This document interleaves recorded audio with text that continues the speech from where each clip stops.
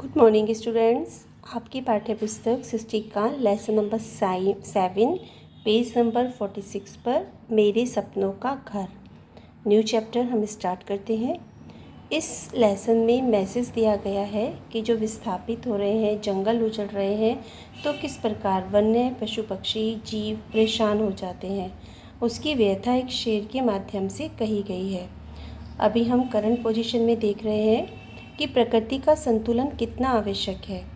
यदि हम इन जीवों को, जो इनका हक है, जो इनका अधिकार है, रहने का स्थान, पेड़ पौधे, वन्य पशु पक्षी, सभी के लिए सबका ही महत्व होता है, तो यदि हम इन्हें उजाड़ देंगे तो प्रकृति का असंतुलन हो जाता है। तो यह एक शेर के माध्यम से अपनी व्यथा सुना रहा है। इस समस्या को उजागर किया गया है। पेड़ पौधे और जीव जंतुओं की रक्षा करना हमारा उद्देश्य और हमारा कर्तव्य होना चाहिए। मैं सिंह हूँ, सब मुझे वनराज कहते हैं और मैं जंगल का राजा कहलाता हूँ। एक शेर कह रहा है अपने बारे में, मैं बिल्ली जाति का हूँ और मैं 5 वर्ष का होने वाला हूँ, परंतु मैं घर की तलाश में इधर उधर भटक रहा हूँ क्योंकि मुझे विस्थापित कर दिया गया है। विस्थापित का मीनिंग आप वर्ड मीनिंग की सहायता से समझ सकते हैं। विस्थापित किसे कहते हैं? जिसका घर उजाड़ दिया जाता है, निवास स्थान से उसको ज़बरदस्ती हटा दिया जाता है। छिप छिप कर रहता हूँ, पर आज मैं बहुत खुश हुआ।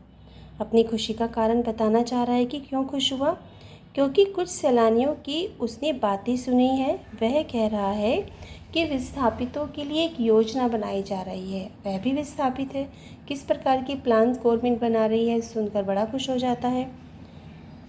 मैंने सब सुना तो मैं फूला नहीं समाया खुशी से, क्योंकि अब मेरी समस्या का हल हो जाएगा। दहाड़ मारकर अपनी आवाज़ लोगों तक पहुंचाऊंगा। मैं बोलूँगा, जंगल कटते जा रहे हैं, हमारे घर उजड़ते जा रहे हैं। मैं सबको दहाड़े मार मार कर अपनी व्यथा सुनाऊंगा। क्या बताएगा कि जंगल कटते जा रहे हैं और हमारे घर उजड़ते जा रहे हैं, हमको विस्थापित किया जा रहा है, हमको बेघर किया जा रहा है और हमें घर चाहिए। हमारा भी उतना ही अधिकार है इस पृथ्वी पर जितना मनुष्य जाति का है। हमें हमारा घर चाहिए। हमारे बसे बसाए घरों को मत उजाड़ो। यहाँ बैठकर कुछ नहीं होगा। फिर वह सोचता है कि यहाँ बैठकर तो कुछ भी नहीं होगा, ये सब करने के लिए तो राजधानी जाना पड़ेगा, वहीं मेरी आवाज़ सुनी जाएगी। अब मैं वहाँ पर फॉर्म भरूँगा, रजिस्ट्रेशन कराऊँगा और सबसे फरियाद करूँगा। घर तो मैं हासिल करके ही रहूँगा, क्योंकि घर लेना मेरा हक है, मेरा अधिकार है। ऐसा सोचकर वनराज राजधानी की ओर कूच कर जाता है। सड़क का रास्ता जानता नहीं, यमुना नदी का मार्ग पकड़ता है, उसके किनारे किनारे चलता है, छिपता छुपाता राजधानी दिल्ली के सीमा के क्षेत्र में पहुंच गया। अब शेर कह रहा है, मुझे लगा कि मेरी मंजिल करीब है। तभी मुझे कुछ भनक लगी कि कुछ लोग मेरा पीछा कर रहे हैं। छोटी सी बात थी, मुझे भूख लगी थी और मैंने बकरी को खा लिया था। अभी मेरी भूख मिटी भी नहीं थी, मैंने बिना आवाज़ किए किसी को नुकसान पहुँचाए मैं आगे बढ़ता जा रहा था। फिर भी लोग शेर शेर कहकर चिल्लाने लगे। सारे पुलिसकर्मी, वनकर्मी मेरे पीछे लग गए, क्योंकि मैंने बकरी मारी थी। मेरे परिवार वाले न रोए, न मुझे ढूंढा होगा, ना उन्होंने पुलिस को FIR भी लिखवाई होगी। फिर पुलिस मुझे ढूंढने के लिए क्यों निकल पड़ी? बड़ा आश्चर्य हो रहा है कि मेरे परिवार वालों ने तो कोई भी शिकायत नहीं लिखवाई होगी, फिर पुलिस मेरे पीछे क्यों पड़ी है? मैंने तो कोई अपराध भी नहीं किया, मैं तो अपने घर की तलाश के लिए निकला था। मुझे तो अपने घर में रहने का शौक़ था, मुझे जंगल में रहने का था। मेरे जंगल उजाड़ दिए गए, इसलिए तो मैं बेघरों की तरह भटक रहा हूँ। अरे मनुष्य, इतना भी नहीं समझते? तुम जंगल घूमने और देखने आ सकते हो, तो क्या मैं शहर घूमने और देखने नहीं आ सकता? सब अपने मन मन में सोचा जा रहा है वनराज। जरा वनराज की बात तो समझो मनुष्य।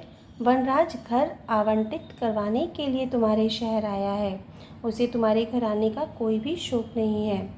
फिर अपने घर वापस चला जाऊंगा। बस इतनी ही विनती है कि मेरे घर को मत उजाड़ो। मैंने सभी लोगों को चकमा दिया। गोमती नदी के किनारे छिपता छिपाता किसी तरह लखनऊ की सीमा पर पहुंच गया। लखनऊ नवाबों की नगरी है और मुझे मेरी दादी माँ ने कहानी सुनाई थी। वनराज मन ही मन सोच रहा है कि नवाबजादे अपने मनोरंजन के लिए पशुओं को आपस में लड़वाते थे। बड़ा भयानक था वह दौर। पहले पशु आपस में लड़ते थे, अपने मनोरंजन के लिए लड़वाते थे नवाबजादे, और मनुष्य आपस में अब दुश्मन बना हुआ है पशुओं की तरह। अब आदमी आपस में लड़ते हैं, लेकिन मैं बहुत खुश होता हूँ क्योंकि मनुष्यों ने पशुओं की प्रवृत्ति को अपना लिया है। वे भी पशु के समान होने जा रहे हैं। पुलिस तथा वन कर्मियों के साथ हमारी सुरक्षा व्यवस्था के लिए तैनात किए गए जीवन संघों के सदस्य भी मेरे पीछे पड़ गए। अभी तो पुलिस थी, वन कर्मी थे, लोग थे, जीवन संघ के सदस्य भी पीछे पड़ गए। अब मुझे मेरा घर कैसा मिलेगा? लाखों मनुष्य में कोई तो मेरी व्यथा समझो, कोई तो मुझे समझो कि मैं क्यों भटक रहा हूँ। वह हाथियों पर बैठकर अब मुझे पकड़ने के लिए निकल पड़े। मैं उनकी पहुंच से बाहर रहना चाहता हूँ। क्यों? क्योंकि मनुष्य जाति पर मुझको विश्वास नहीं है। आज यहीं तक करते हैं। यहाँ तक रीडिंग आपको प्रॉपर रूप से करनी है और समझने का प्रयास करना है। नेक्स्ट वीडियो में आगे की लेसन के साथ मिलेंगे। तब तक good bye and take care.